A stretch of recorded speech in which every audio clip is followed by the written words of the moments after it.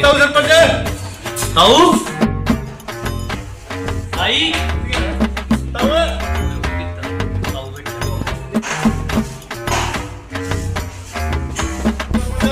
ले ताऊ कौन से हो क्यों खाना उतार रखा ये ताऊ ताऊ ना रखी तेरी ताई को पंचायत हो रही है ताऊ ने बुलावे ताऊ ने ठा देता ही क्या बोली हां ताई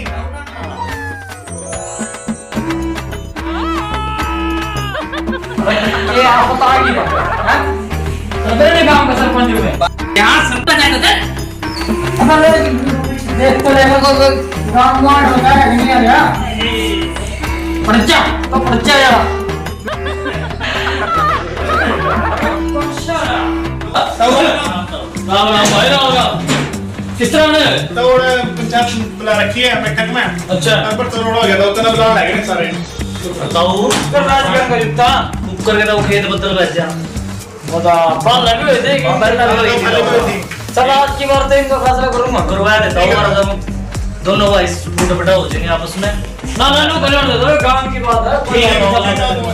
चलो कितने जाना पूरा मेरी सुन का जाइए पूरा पूरा हां आजा नहीं आजा पंचायत में जाऊं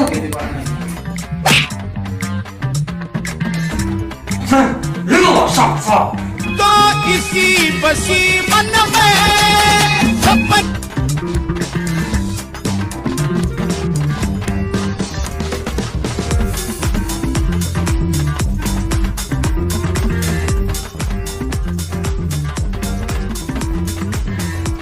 और वैगन आवया के मेरे चपे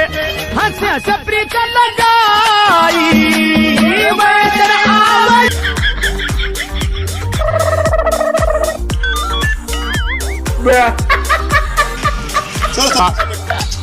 राम राम सरपंच साहब राम राम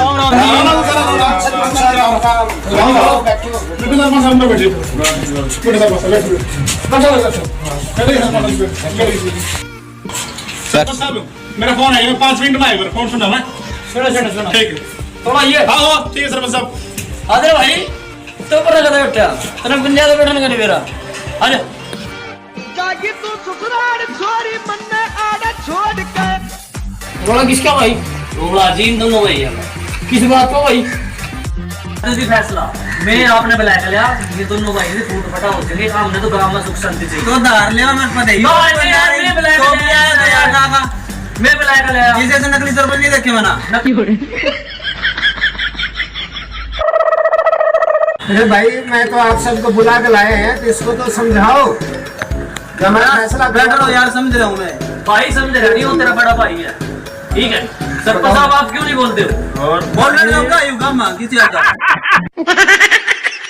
नहीं बोलता बड़े बुजुर्ग के साथ ऐसे बोले जावा इस बदतमीज आदमी है भाई देख तू तो छोरा निकम्मा तो उसका नहीं ठीक है पर आप एक कान में गाल लो बात ठीक है बोलो इसका कोई मतलब नहीं रखना अच्छा जी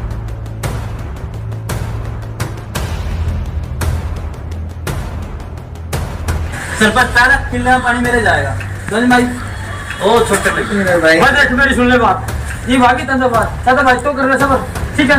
आधा पानी ना दे आधा तो कर दे ठीक है जी ना नाक का तोड़ेगा तो ना नाक का तोड़ेगा तो ठीक है भाई फैसला हो गया ठीक है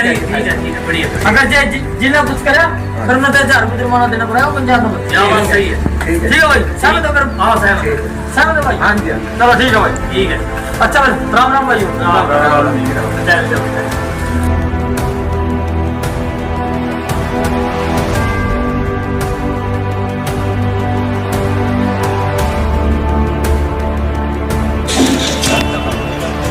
पक्की बात है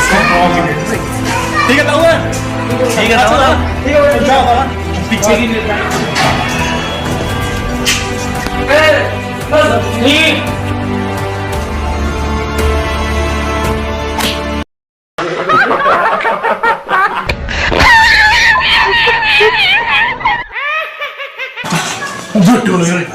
देख लगे मैं कहूँ था